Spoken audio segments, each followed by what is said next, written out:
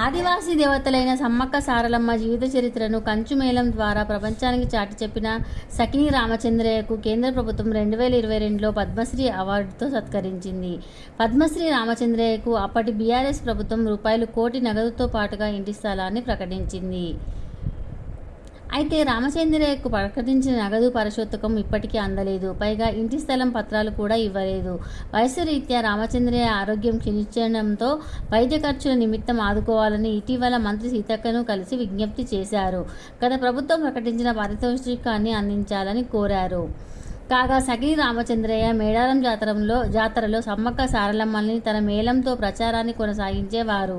కోయ తెగల చరిత్రను, విశిష్టతను గానం చేస్తూ కోయ సంస్కృతి సాంప్రదాయాలను కాపాడుతున్న రామచంద్రయ్యకు కేంద్ర ప్రభుత్వం 2022లో పద్మశ్రీ పురస్కారం ప్రకటించింది.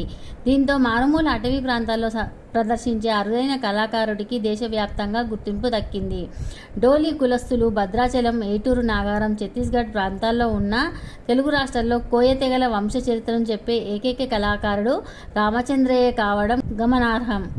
పద్మశ్రీ అవార్డు గ్రహీత సకిని రామచంద్రయ్య వయసు 65 అనారోగ్యంతో ఆదివారం మణుగూరులోని తన నివాసంలో మృతి చెందారు.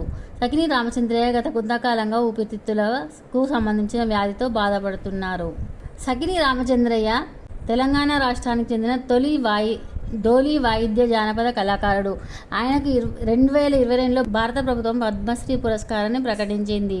సకిని ముసలయ్య గంగమ్మ దంపతుల కుమారుడైన రామచంద్రయ్య భద్రాద్రి కొత్తగూడెం జిల్లా మణుగూరు మండలం కూనవరం గ్రామంలో జన్మించారు. రామచంద్రయ్య తన తాత ముత్తాతల నుంచి సంక్రమించిన గిరిజన సాంప్రదాయ కళను నేర్చుకొని దానినే జీవనాధారంగా మలుచుకున్నారు.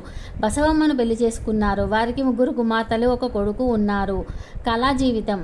కోయ తెగలోని డోలి ఉపకులానికి చెందిన రామచంద్రయ్య కోయదొరల ఇలవేల్పు కథకుడుగా ప్రసిద్ధి చెంది తన మాతృభాషలో ఆచార గీతాలు పాడుతూ తమ సంస్కృతి సాంప్రదాయాలను కాపాడుకుంటూ వస్తున్నారు. తెలుగు రాష్ట్రాల్లో కోయ తెగల వంశ చరిత్రల పారాయణం చేస్తూ ఉంటారు. ఆయన ప్రదర్శనలు ఇవ్వడానికి ఛత్తీస్గఢ్కు కూడా వెళ్ళేవారు. సమ్మక్క సారక్క చరిత్రతో పాటు గరి కామరాజు, పడిగిద్దరాజు, ఈరామరాజు, గాడిరాజు, నాగులమ్మ, సదలమ్మ, బాపనమ్మ, ముసలమ్మ తదితర ఆదివాసీ యోధుల కథలను అశువులుగా గానం చేయడంలో రామచంద్రయ్య దిట్ట. మేడారం జాతరలో ఆసియాలోని అతిపెద్ద గిరిజన జాతరైన మేడారం సమ్మక్క సారక్క జాతరలో రామచంద్రయ్యకు ఒక ప్రత్యేక గుర్తింపు ఉంది. జాతర జరిగే ప్రతిసారి ఆయనకు ప్రత్యేక ఆహ్వానం ఉంటుంది. ఆ వనదేవతలకు ఆయన డోలు వాయిద్యం వాయిస్తూ పూజలు నిర్వహిస్తున్నారు. అంతరించిపోతున్న కళకు అవార్డు. పద్మశ్రీ అవార్డుకు ఎంపిక అవడంపై రామచంద్రయ్య స్పందిస్తూ అంతరించిపోతున్న ఆదివాసీ గిరిజన సంస్కృతి సాంప్రదాయాలు కళకు ఈ అవార్డు దక్కింది అన్నారు. ఆ కళను గుర్తించి ఆ అవార్డుకు ఎంపిక చేయడం చాలా సంతోషంగా ఉందని చెప్పారు. మా ముత్తాత నుంచి మా తాతకు, మా తాత నుంచి నా తండ్రికి, ఆయన నుంచి నాకు ఈ కళ వారసత్వంగా వచ్చింది అని చెప్పారు. గిరిజన కళలు, సాంప్రదాయాలు అంతరించిపోతున్న ఈ రోజుల్లో కేంద్ర రాష్ట్ర ప్రభుత్వాలు డోలు వాయిద్యాన్ని కళగా గుర్తించి పద్మశ్రీ పురస్కారాన్ని ఇవ్వడం ఆనందంగా ఉందని అప్పట్లో తెలిపారు. ప్రభుత్వ ప్రోత్సాహం.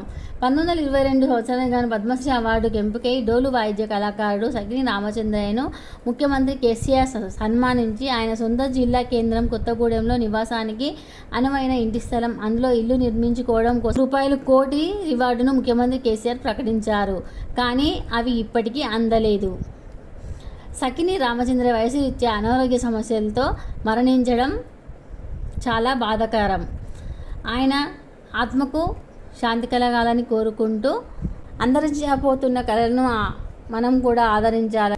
పద్మశ్రీ అవార్డు గ్రహీత సకిని రామచంద్రయ్య మృతికి సంతాపం తెలుపుతూ వారి కుటుంబానికి ప్రగాఢ సానుభూతి తెలియజేస్తూ ఈ వీడియోను ముగిస్తున్నాం.